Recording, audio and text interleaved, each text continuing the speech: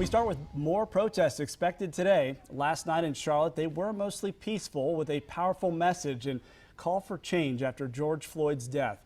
But for the fourth night in a row, the situation deteriorated late into the night. Later this afternoon, the NAACP in Charlotte will hold a peaceful protest, and we've seen them in surrounding towns as well. And our Dave Faraday is live now in Newton, where demonstrators are expected to gather there. And Dave, city workers, they brought in some barricades last night to get this set up.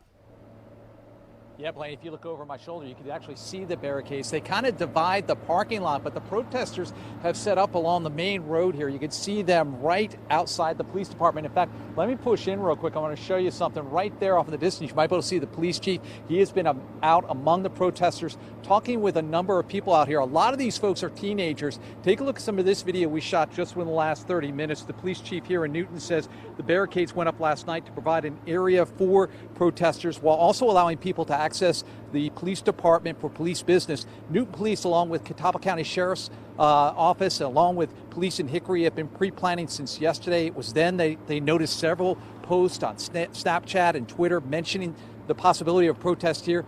There is not a huge police presence here right now, but we have seen officers pre-positioned in other parts of the downtown area. We don't know yet if this event will happen just here at the PD or possibly head south into the business district. I spoke with the police chief a short time ago, who's already, as I mentioned, been out among those protesters.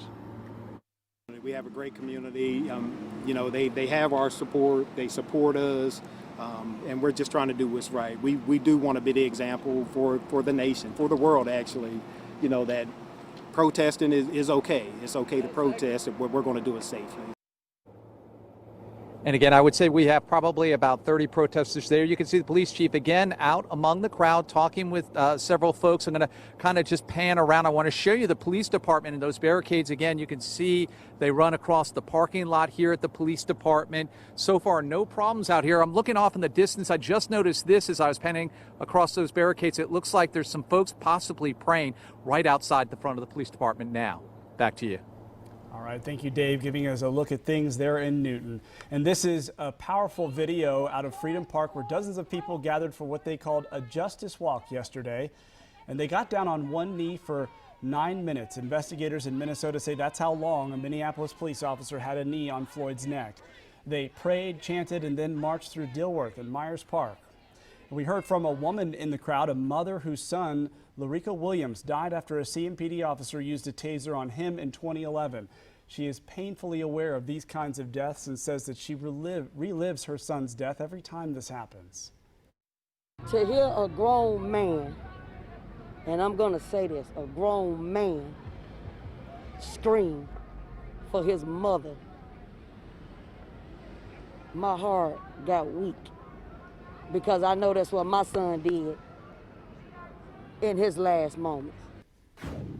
Later into the night, and not tied to that justice walk, things became tense again in Uptown. This is video from Chopper 9 Sky Zoom. About 11:30, people started throwing things at police and officers.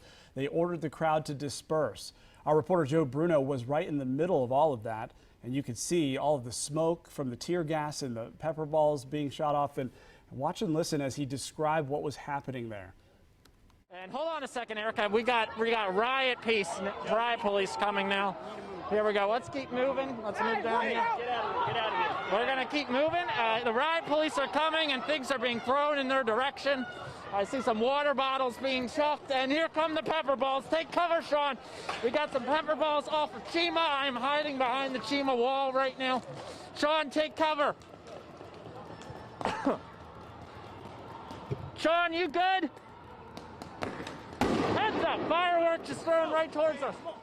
Joe doing a good job getting to safety there. We know he is okay along with his photographer. This morning, we spoke with Mecklenburg County Health Director Gibby Harris about her concerns with protests amid the pandemic.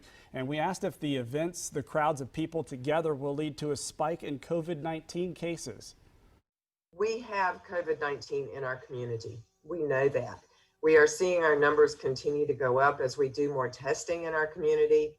And we know that how it's spread, and we also know that the majority of our community still does not have any immunity to this virus. I would expect to see some numbers go up based on the amount of engagement and involvement people have been having with each other over the last couple of days. And coming up later at 5, we'll hear more, including her concerns about tear gas and pepper spray and what it has to do with catching the virus. Today, more protests are expected here and across the U.S. and again in response to George Floyd, who died a week ago yesterday when an officer pinned Floyd to the ground with his knee on his neck for nearly 9 minutes. ABC's Ava Pilgrim walks us through the calls for peace among protests nationwide. Overnight, protests from coast to coast, the 7th night of protests following the death of George Floyd. In St. Louis, a night of destruction, buildings on fire, 4 police officers shot during a face-off with a late-night crowd trying to storm police headquarters. Some coward fired shots at officers, and now we have 4 in the hospital. But thankfully, and thank God, they're alive. Riots breaking out in Seattle after hours of peaceful protesting. The crowd trying to break through barricades, pushing toward a police precinct, throwing rocks, bottles, and fireworks at cops. In Las Vegas, an officer shot in the head overnight right on the Vegas Strip near Circus Circus. Another shot downtown near the federal courthouse. In Buffalo, a terrifying scene after 2 officers were hit by a vehicle at the scene of a protest, leaving at least 1 in serious condition. Officials saying the driver was not deliberately targeting law enforcement.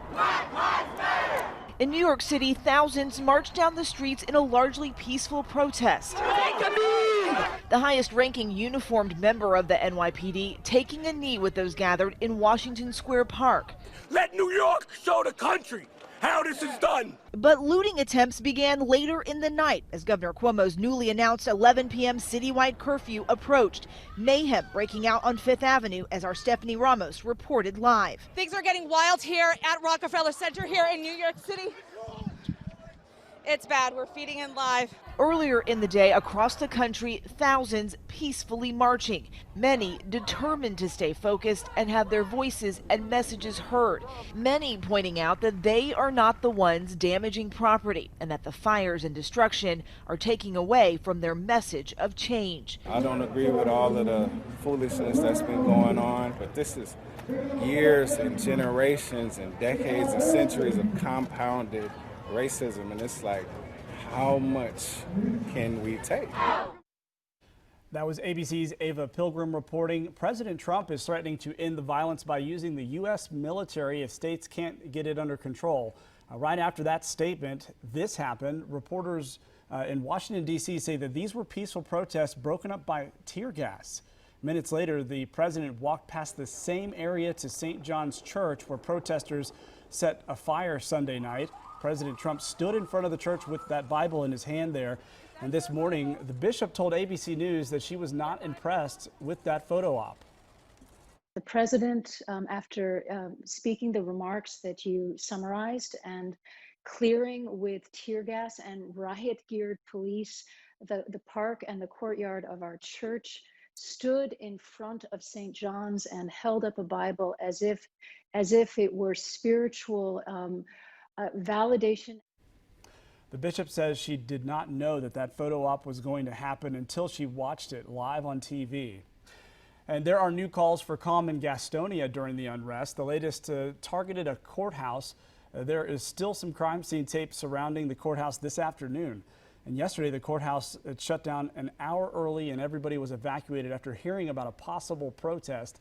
And the sheriff said that they made the decision to keep the public safe. He said they faced a crowd of people hours later, but no direct confrontation.